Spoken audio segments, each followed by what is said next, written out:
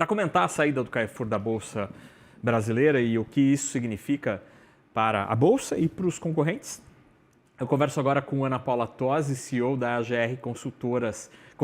Boa tarde, Ana. Obrigado por estar aqui com a gente.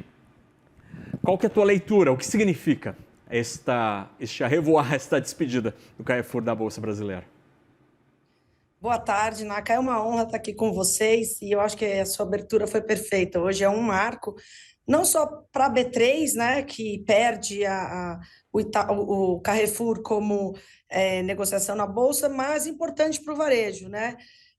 O objetivo do Carrefour em sair da B3, ele é muito claro. Ele, além de trazer uma simplificação societária, trazer uma simplificação para a operação no Brasil, se tornando uma subsidiária, o Carrefour busca uma flexibilidade na gestão, um pouco mais de velocidade, flexibilidade e agilidade na gestão, em busca em manter esse crescimento de alguma das operações, como Atacadão vem performando bem esse ano, e também em busca de manter a busca da eficiência operacional, com a revisão do portfólio de lojas, do varejo, isso mais na operação do Carrefour em si, e poder, então, ir atrás do crescimento do EBIT e da lucratividade, né?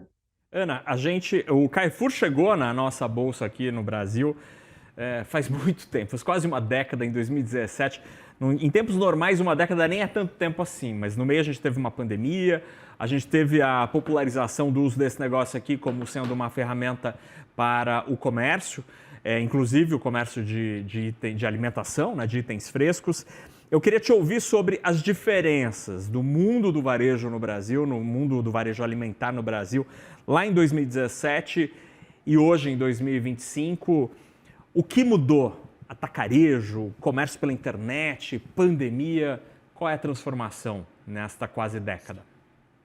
Olha, o varejo alimentar no Brasil, ele vive de desafios constantes, né? O varejo alimentar, ele passa pelas crises, toda a crise que a gente passa, a gente tem que reinventar o varejo de alimentos. Então, se eu tenho uma crise econômica, eu tenho que reinventar a minha operação, eu tenho que reinventar portfólio de produto, eu tenho que reinventar a precificação, enfim.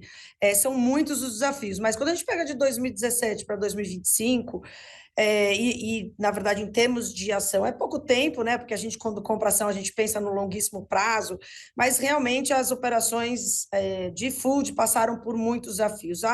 A digitalização nos últimos anos foi muito forte, as empresas que fazem os deliveries também entraram com muita força, então os grandes supermercados perderam a força, então a gente não vê mais aqueles mercados gigantescos que a gente via no passado, eles tiveram que se reinventar entre os atacados, atacarejos, que trabalham precificação, menos serviço, preço melhor e maior volume, com supermercados de médio porte, então não é ainda o de bairro, como é o Carrefour Express, mas também nasce as operações do Express, como as operações menores dentro do bairro. Aí vem a pandemia.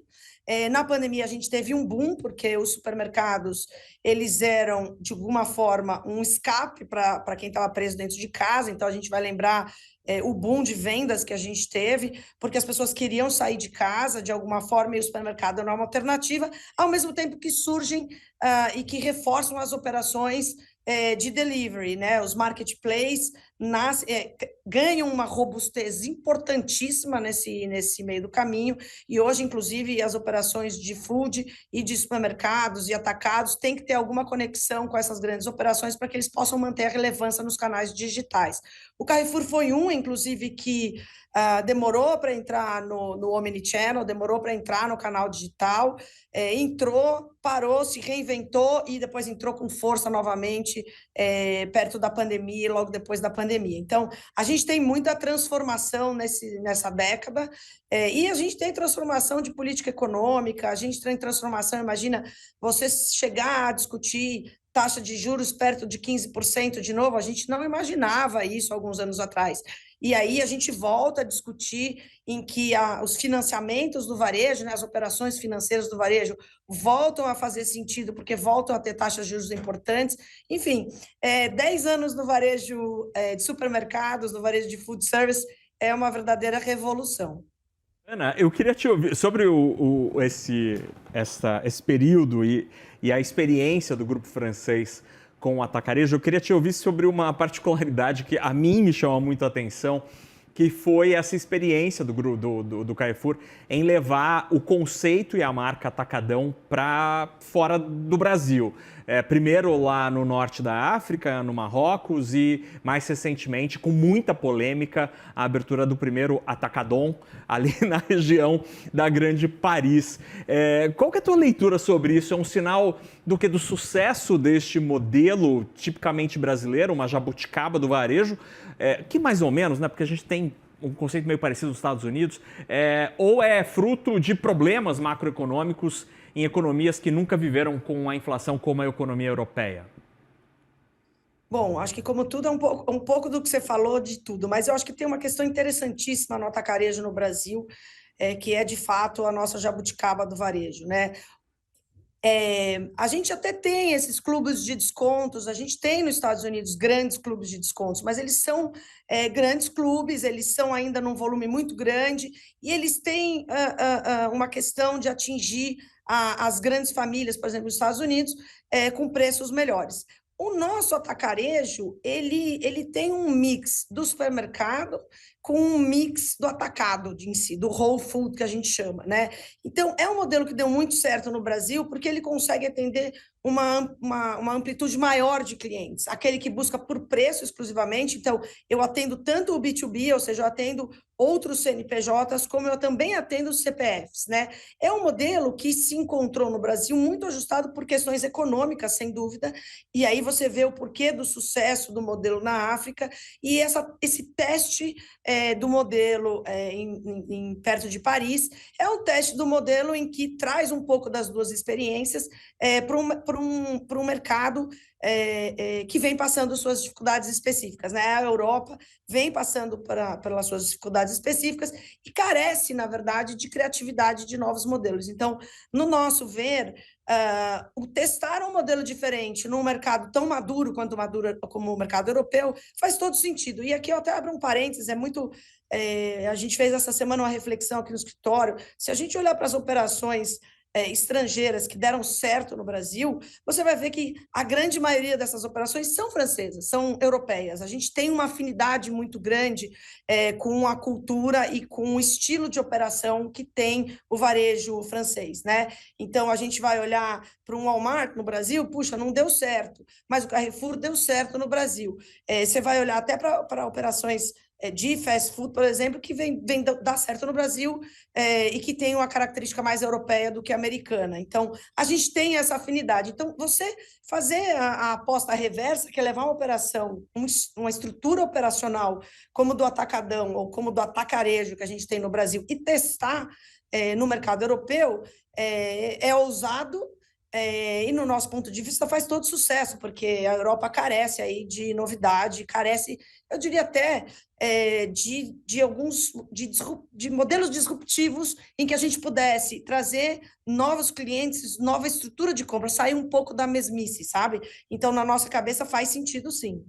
Ana, esta saída representa o que para os concorrentes em termos de capacidade de financiamento, de exposição, de governança?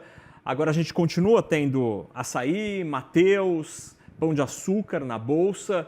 Isso muda o que do ponto de vista da governança e da capacidade dessas companhias de conseguir dinheiro? Obviamente, dinheiro é muito mais barato na França do que no Brasil, né? Opa!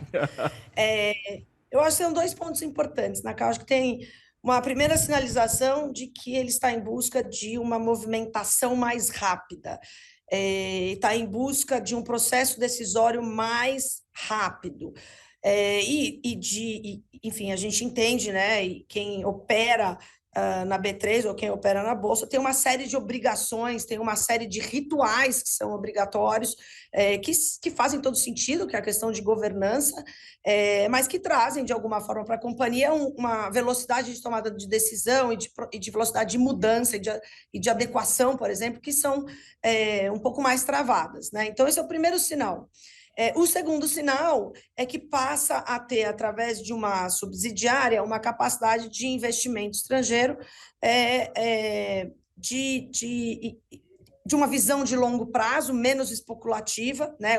O Carrefour está no Brasil há muitos anos, a gente não pode esquecer que 20% da operação do grupo está no Brasil e é uma operação eficiente, é uma operação que é bem gerida, enfim, para todos nós aqui o Carrefour é uma história, né? Quer dizer, eu lembro da infância e ir num Carrefour gigantesco fazer supermercado.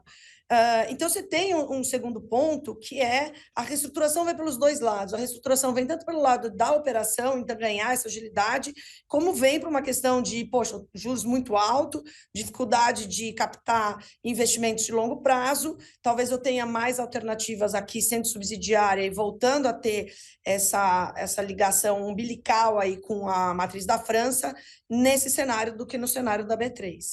E Ana, para a gente terminar muito rapidamente, assim, em 30 segundos, um minutinho, essa jornada do Carrefour no Brasil teve um personagem que me parece muito interessante e curioso, que foi Abílio Diniz, que era o grande arquirrival no Pão de Açúcar e que, diante de conflitos societários com outros franceses, optou por desembarcar no grande arquirrival do Casino. Qual que é a tua leitura da passagem do Grupo Península, né, da Península, pelo Carrefour? Você me deixa aqui numa saia justa, mas...